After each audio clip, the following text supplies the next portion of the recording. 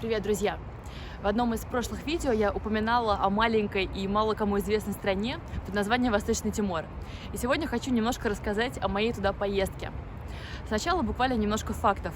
Если смотреть на карту, то Восточный Тимор находится сверху от Австралии, справа от Индонезии. На острове, и слева на этом острове Индонезия, часть ее, а справа сам Восточный Тимор. Страна эта только в 2002 году получила суверенитет, и она только-только выходит из затяжного кризиса. В столице Диле очень бросается в глаза тот факт, что очень много неместных, австралийцы, американцы, европейцы, они работают в международных организациях, и одна австралийка говорила, что она работает в организации, которая занимается микрофинансированием, и их цель снизить процентные ставки с 40% до 25%. Я думаю, что это много говорит об уровне вообще жизни, о кризисе в стране. Я никогда не забуду трущобы Восточного Тимора. Это бытовки, сделанные из листов жести, где живут целые семьи. Как они там выживают в этих консервных банках в такую жару, я не знаю. Я прилетела в Восточный Тимор из великолепной, пышущей бурным цветом, гостеприимнейшей Индонезии. И контраст, конечно, был для меня налицо. В Индонезии тоже есть трущобы, но там все как-то все равно было пропитано какой-то радостью. Люди были в целом очень жизнерадостными. В Восточном Тиморе такой радости я не почувствовала. Мое знакомство, так сказать, со страной началось со следующего эпизода. Я прилетела в аэропорт и поехала на местной маршрутке в центр города, в центр Диле. Проезд стоил условно 20 центов, а валюта местная — это доллары. У меня были с собой только крупные бумажки, и вот я сажусь в маршрутку и протягиваю водителю одну бумажку, $20. Он с абсолютно невозмутимым видом зачерпывает горсть монет, которые рядом с ним лежат, и мне ее протягивает, не глядя, не считая. Ну, хорошо, я с невозмутимым видом таким же сажусь и начинаю эти монеты считать. Долго считаю. $6. Я ему об этом сообщаю. Он с тем же невозмутимым видом зачерпывает еще горсть и снова мне ее протягивает. Я сижу, снова считаю. Правда, своим видом пытаюсь показать, что я о нем думаю. $13. Отлично, мы приближаемся к цели. Но тут я увидела, что мы уже приближаемся к моей остановке. Времени на эти игры не было. И я чуть ли не сама просто взяла у него недостающие монеты. Рядом с домом, где я жила, была открытая канализация. Там лежали какие-то мертвые животные. И в первый вечер я пошла гулять и забрела на какую-то лужайку, села. Меня окружили непонятно откуда взявшиеся местные дети от 6 до 16 лет, не меньше 20 человек. И окружили меня и смотрят на меня. И я сижу, смотрю на них, а они стоят, смотрят на меня долго-долго. Потом мы попробовали общаться, а в Восточном Тиморе большой выбор, так сказать, языков. Они говорят и на языке тетум, и на португальском, и на английском, и на индонезийском. В итоге удалось обменяться парой слов на индонезийском. Я тогда чуть-чуть знала и могла так на совсем базовые темы говорить. Но все равно далеко это общение не пошло. Мы еще друг на друга довольно долго так посмотрели. Они на меня, я на них, я на них, и пошла по своим делам. Основное мое впечатление, связанное с Восточным Тимором, это огромная усталость. Эта страна единственное место на моем опыте, которое оставило меня совершенно без энергии, вот совсем. Это довольно сложно представить. Выглядело это все примерно так.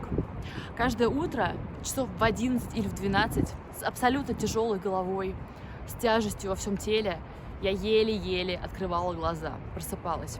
Поверьте, я прекрасно понимала, что я в экзотической стране на несколько дней, и нужно не спать, а исследовать. Я это все понимала, но это было сильнее меня. К 12 как-то я все-таки приводила себя в порядок, выходила гулять. В Диле прекрасная длинная набережная, там еще очень такая неординарная, огромная статуя Иисуса Христа. В принципе, есть что посмотреть. И вот я шла на прогулку, но часам к 4 уже меня накрывала такая усталость, такое какое-то вообще энергетическое истощение, что я плелась, направлялась домой. У меня было единственное желание — это занять горизонтальное положение. Я знаю, что такое сонливость, я знаю, что такое усталость, измученность. Конечно же, все это испытывали, да, и я тоже. Но то, что я испытывала там, не идет ни в какое сравнение. Я приходила часа в 4 домой, как-то проводила до конца этот вечер в состоянии тяжелого полусна, коматоз. Еле-еле могу даже передвигаться. Рано ложилась спать, но несмотря на то, что я рано ложилась спать, на следующее утро все повторялось. И также в 11 или в 12 я с очень большим трудом могла проснуться. Абсолютно липкая, парализующая, бескомпромиссная усталость, которая оставляла буквально 4-5 часов, и остальное время я просто не могла функционировать. Я не могла ничего делать. С моей новой подружкой, она была индонезийка, но уже довольно долгое время жила в Диле, мы решили на один день съездить на экскурсию в другой город. Я подумала, что не хочу все это время сидеть в столице, в Диле. И мы выбрали город Баукау. Это второй по населению город Восточного Тимора, но там живет всего 16 тысяч человек. Меня это не смутило. Я прочитала немножко про Баукау в Википедии. Википедия обещала колониальную архитектуру и особый местный колорит. И вот, посмотрев на эти абстрактные картинки, я стала воображать себе уже, как мы любуемся этими колониальными зданиями, гуляем по этим улицам и дивимся всему, что видим вокруг нас. Мы ехали одним днем, и, конечно, нужно было выехать пораньше. Мы договорились, что будем на местном автовокзале, так сказать, на месте, в месте, откуда отправлялись междугородные автобусы, часов в 7. Я в 11 еле-еле продирала глаза, тут нужно было встать в 6. Никакой информации не было про автобусы ни в интернете, нигде. Все узнавалось только на месте. И вот мы часам к 7, еле-еле до этого встав, по крайней мере я, приехали на эту станцию. Ничего не понятно, еле-еле узнали, что когда отправляется. Была большая задержка. В итоге мы смогли тронуться где-то часов только в 9, наверное, в 8-9. Автобус был очень старый, разваливающийся. Мы туда все сели, как сардины. Все друг у друга на голове. Тошнотворный запах старого автобуса. Кто хочет курить, курит прямо на месте. Мы тронулись. То, что рано встали, этот тошнотворный запах все крепче и крепче становится. От курения у меня просто обморочное состояние. Я сижу, мне плохо, я не могу, мне плохо в этом автобусе. Дорога ужасная, автобус трясет. Единственное, что сглаживало эту дорогу, это были прекрасные красные горы за окном. В Восточном Тиморе довольно скудная растительность, и эти красные горы, конечно, выделяются в выгодном свете на общем фоне. Едем, усталость все накапливается. Опять же, если верить Википедии, то между Дили и Баукау всего 122 километра. Мы их ехали вот за счет этой плохой дороги, скорости медленной и постоянных остановок 4 часа. Приезжаем в Баукау уже часам к 12. Выходим из этой развалюшки. В автобусе было ужасно, но мы там хотя бы сидели. Тут мы выходим, и нужно уже на своих двоих, так сказать, перемещаться. И тут вся эта усталость, которая накапливалась во мне в Диле к 4 часам, сейчас из-за раннего подъема, из-за изматывающей дороги обрушивается на меня прямо сразу. Мы выходим, и я сразу вижу эти заявленные в Википедии колониальные здания. Я смотрю на них, на эти скудные, ничем не примечательные, незаметные постройки, и понимаю, что ловить в Баукау в этом смысле нечего. Хотя я турист абсолютно не капризный, и мне обычно везде интересно. Рядом какой-то блеклый, непонятный рыночек. Душно ужасно. Дороги сделаны из пыли. Мы узнаем об автобусах, которые поедут потом в Диле обратно. И нам говорят, что самый-самый последний автобус отправляется в 3 часа дня. То есть у нас есть 3 часа, чтобы исследовать этот новый для нас город. Топчемся пару минут на месте. У подруги, кстати, те же самые ощущения, что и у меня. Ну, нужно куда-то идти, и на ватных ногах мы начинаем брести в каком-то направлении наугад. Опять же, давящее, прибивающее к земле, раздавливающее меня закрывающая мне глаза, болезненная усталость. Я бреду еле-еле, я еле плетусь. У меня одно желание просто упасть куда-нибудь и забыться. Я не хочу ничего смотреть, мне плохо, у меня нет энергии вообще ни одной капли. Мы идем, и очень быстро мы наталкиваемся, так сказать, на местный открытый общественный бассейн.